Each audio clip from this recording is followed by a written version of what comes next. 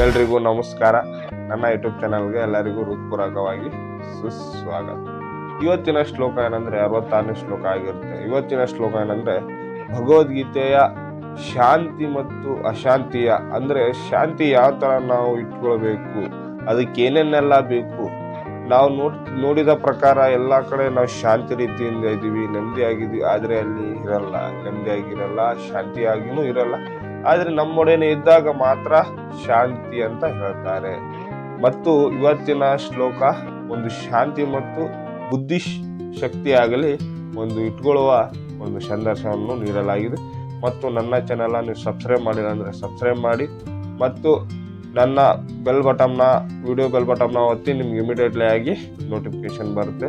ಮತ್ತು ಈ ವಿಡಿಯೋನ ಸಂಪೂರ್ಣವಾಗಿ ನೋಡಿ, ಯಾಕಂದ್ರೆ ಇದು ಒಂದು ಶಾಂತಿ ಮತ್ತು ಬುದ್ಧಿಶಕ್ತಿ ಆಗಲಿ ಅದನ್ನು ಯಾವ ತರ ನಾವು ರೂಪಿಸ್ಕೊಳ್ಬೇಕು ಅನ್ನುವ ಒಂದು ಶಕ್ತಿಶಾಲಿ ಆಗಿದೆ.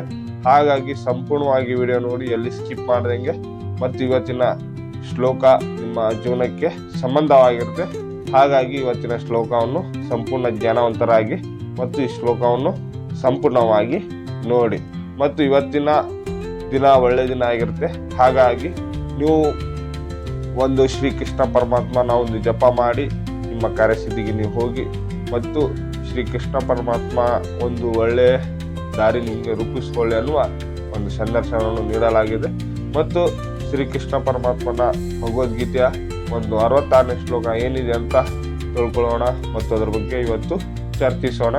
ಮತ್ತು ಶಾಂತಿ ಮತ್ತು ಬುದ್ಧಿಶಕ್ತಿಯನ್ನು ನಾವು ಯಾವ ಥರ ರೂಪಿಸ್ಕೊಳ್ಬೇಕು ಅನ್ನುವ ಒಂದು ಸಂಪೂರ್ಣ ಜ್ಞಾನ ತಿಳ್ಕೊಳ್ಳೋಣ. ಬನ್ನಿ. ಇವತ್ತಿನ ಶ್ಲೋಕ 66ನೇ ಶ್ಲೋಕ ಆಗಿರುತ್ತೆ.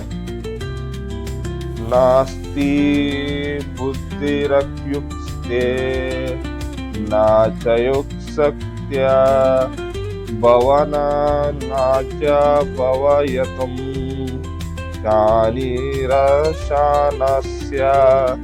ಕುಂತಂ ಸುಖಂ.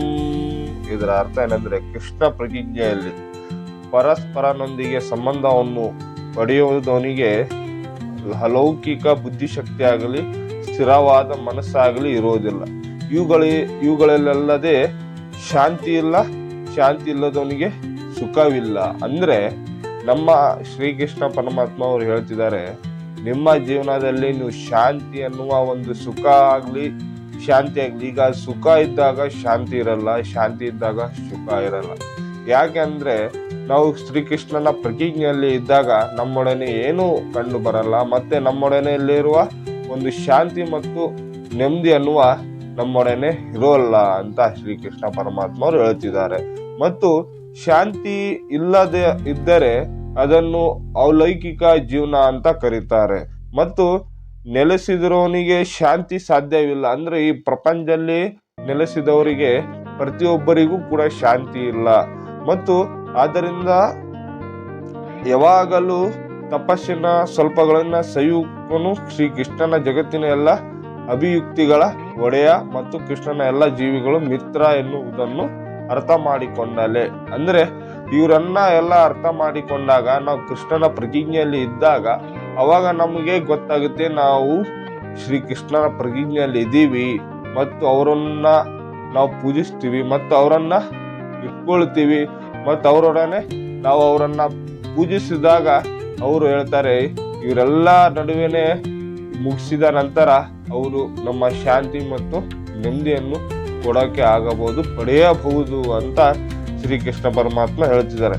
ಎಲ್ಲ ವಸ್ತುಗಳ ಒಡೆಯ ಮತ್ತು ಮಿತ್ರ ಎನ್ನುವುದು ಖಚಿತವಾದ ಮನುಷ್ಯನ ದೃಢ ಮನಸ್ಸಿನಿಂದ ಶಾಂತಿಯನ್ನು ಸಾಧಿಸಬಲ್ಲ. ಅಂದ್ರೆ ನಾವೇನನ್ನಾಗ್ಲಿ ಹುಡ್ಕೊಂಡು ಹೋದಾಗ, ನಾ ಈ ತರ ಕೃಷ್ಣ ಪರಮಾತ್ಮನಿಗೆ ಬಿಟ್ಟು ನಾ ಯಾವ ತರ ಆದ್ರೂ ಶಾಂತಿಯನ್ನು ಪಡ್ಕೊಂತೀನಿ ಅನ್ನೋದು ಇದ್ದಾಗ, ಆದ್ರೆ ಅವಾಗ ಹೇಳ್ತಾರೆ, ನೀನು ಯಾವ ತರನೂ ಆಗಲ್ಲ, ನೀ ಕೃಷ್ಣನ ಪ್ರತಿಜ್ಞೆಯಲ್ಲಿ ಇರಬೇಕು. ಅಲ್ಲಿನ ಒಂದು ನೈಜನಿಕ ಜೀವನವನ್ನು ನೀನು ದಾಟಿದ ನಂತರ ನಿನ್ನ ಒಂದು ಜೀವನವನ್ನು ರೂಪಿಸ್ಕೊಳ್ಬೇಕಂದ್ರೆ ನೀನು ಒಂದು ಕೃಷ್ಣನ ಪ್ರತಿಜ್ಞೆಯಲ್ಲಿ ನೀ ಇರಬೇಕು ಅಂತ ಹೇಳ್ತಿದ್ದಾರೆ. ಮತ್ತು ಆದ್ದರಿಂದ ಕೃಷ್ಣನೊಡನೆ ಸಂಬಂಧವಿಲ್ಲದೆ ಕಾರ್ಯಪ್ರಯುಕ್ತನಾದನು ತನ್ನ ಬದುಕಿನಲ್ಲಿ ಶಾಂತಿ ಇದೆ ಮತ್ತು ಆಧ್ಯಾತ್ಮಿಕ ಪ್ರಗತಿಯನ್ನು ಸಾಧಿಸಿದ್ದೇನೆ ಎಂದು ಎಷ್ಟು ಹೊರಗೆ ತೋರಿಸಿಕೊಂಡರೂ ಖಚಿತವಾಯಿತು ಅವನು ಯಾವಾಗಲೂ ದುಃಖಕರ ಆಗಿರ್ತಾನೆ. ಅಂದ್ರೆ ನಾವು ಹೊರಗಡೆ ತೋರಿಸ್ತೀವಿ ನಾನು ನೆಮ್ಮದಿ ಆಗಿದ್ದೀನಿ, ಶಾಂತಿ ಆಗಿದ್ದೀನಿ ಅನ್ನುವ ಒಂದು ಸಂಪೂರ್ಣ ಒಂದು ಇಟ್ಕೊಂತೀವಿ. ಆದ್ರೆ ಮಾತ್ರ ಅಲ್ಲಿ ಅವನು ಸುಖಿಕರ ಮತ್ತು ದುಃಖಕರ ಇದ್ದೇ ಇರ್ತಾನೆ, ಆಗಿರ್ತಾನೆ ಅಂತ ಶ್ರೀಕೃಷ್ಣ ಪರಮಾತ್ಮ ಅವರು ಹೇಳ್ತಿದ್ದಾರೆ. ಮತ್ತು ಅವನಿಗೆ ಶಾಂತಿ ಇರುವುದಿಲ್ಲ ಮತ್ತು ಕೃಷ್ಣನ ಪ್ರಜ್ಞೆಯು ಸ್ವಯಂ ಅಭಿವ್ಯಕ್ತಿಗೊಳ್ಳನ ಶಾಂತಿ ಸ್ಥಿತಿ. ಇದನ್ನು ಕೃಷ್ಣನೊಡನೆ ಸಂಬಂಧ ಸಾಧಿಸಿಯೇ ಪಡೆಯಬೇಕು. ಅಂದ್ರೆ ಕೃಷ್ಣನ ಜೊಡನೆ ಒಂದು ಪ್ರತಿಜ್ಞೆಯಲ್ಲಿ ತಗೊಳ್ಳೇಬೇಕು, ಅವರ ಒಡನೆ ಒಂದು ಶಾಂತಿ ಅನ್ನುವ ನಾವು ರೂಪಿಸಿಕೊಳ್ಳೇಬೇಕು ಅನ್ನುವ ಶ್ರೀಕೃಷ್ಣ ಪರಮಾತ್ಮ ನಮ್ಮೊಡನೆ ಹೇಳ್ತಿದ್ದಾರೆ. ಅವ್ರು ಹೇಳೋದ ಪ್ರಕಾರ ನಾವು ಅವರ ಒಂದು ಒಡನೆ ಇದ್ದಾಗಲೇ, ಅವರನ್ನೊಡನೆ ಒಂದು ಸಂಬಂಧ ಮಾಡಿದಾಗನೇ ನಮ್ಗೆ ಇಮಿಡಿಯೇಟ್ಲಿ ಆಗಿ ನೆಮ್ಮದಿ ಮತ್ತು ಶಾಂತಿ ಮತ್ತು ಎಲ್ಲ ಸಿಗುತ್ತೆ ಅಂತ ಶ್ರೀಕೃಷ್ಣ ಪರಮಾತ್ಮ ನಮ್ಗೆ 63ನೇ ಶ್ಲೋಕದಲ್ಲಿ ಸಂಪೂರ್ಣವಾಗಿ ತಿಳಿಸಿದ್ದಾರೆ. ಮತ್ತು ನಿಮಗೂ ಸಂಪೂರ್ಣವಾಗಿ ತಿಳಿದಿದೆ ಅಂತ ನಾನು ಭಾವಿಸ್ತೀನಿ. ಮತ್ತು ಇವತ್ತಿನ ಶ್ಲೋಕ ನಿಮ್ಮ ಜೀವನವನ್ನು ಶಾಂತಿಯನ್ನು ರೂಪಿಸ್ಕೊಳ್ಳಿ. ಮತ್ತು ಇವತ್ತಿನ ಶ್ಲೋಕದಲ್ಲಿ ನಿಮ್ಗೆ ಏನಾದರೂ ಮಿಸ್ಟೇಕ್ ಆದ್ರೆ ನನ್ನ ಕಮೆಂಟ್ ಸೆಕ್ಷನ್ ನಲ್ಲಿ ಕಮೆಂಟ್ ಹಾಕಿ ಅದನ್ನ ಸರಿಪಡಿಸ್ಕೊಳ್ಳೋಣ. ಮತ್ತು ಇವತ್ತಿನ ಶ್ಲೋಕ ಬಹಳ ಪವರ್ಫುಲ್ ಆಗಿರುತ್ತೆ, ಹಾಗಾಗಿ ಫುಲ್ ಆಗಿ ನೋಡಿ. ಮತ್ತು ಇವತ್ತಿನ ವಿಡಿಯೋ ಭಗವದ್ಗೀತೆ ಮುಗಿಸಿದ ನಂತರ ನಾವು ಶ್ರೀಕೃಷ್ಣ ಪರಮಾತ್ಮನ ಒಂದು ಜಪ ಮಾಡಿ ಇಲ್ಲಿಗೆ ಮುಕ್ತಾಯಗೊಳಿಸೋಣ. ಮತ್ತು ಇವತ್ತಿನ ಶ್ಲೋಕ ನಿಮ್ಗೆಲ್ರಿಗೂ ತಿಳಿದಿದೆ ಅಂತ ನಾನು ಭಾವಿಸ್ತೀನಿ. ಎಲ್ಲರಿಗೂ ನಮಸ್ಕಾರ. ಇವತ್ತಿನ ಶ್ರೀಕೃಷ್ಣ ಪರಮಾತ್ಮನ ಒಂದು ಜಪ ಮಾಡೋಣ, ಬನ್ನಿ.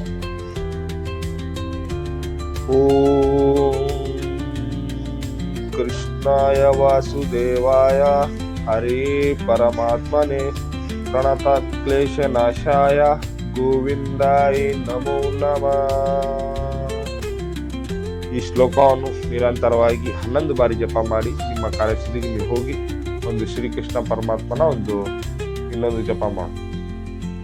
ಹರೇ ಕೃಷ್ಣ ಹರೇ ಕೃಷ್ಣ ಹರೇ ಕೃಷ್ಣ ಹರೇ ಕೃಷ್ಣ ಕೃಷ್ಣ ಕೃಷ್ಣ ಹರೇ ಕೃಷ್ಣ ಹರೇ ರಾಮ ಹರೇ ರಾಮ ರಾಮ ರಾಮ ಹರೇ ರಾಮ ರಾಮ ರಾಮ ಹರೇ ರಾಮ.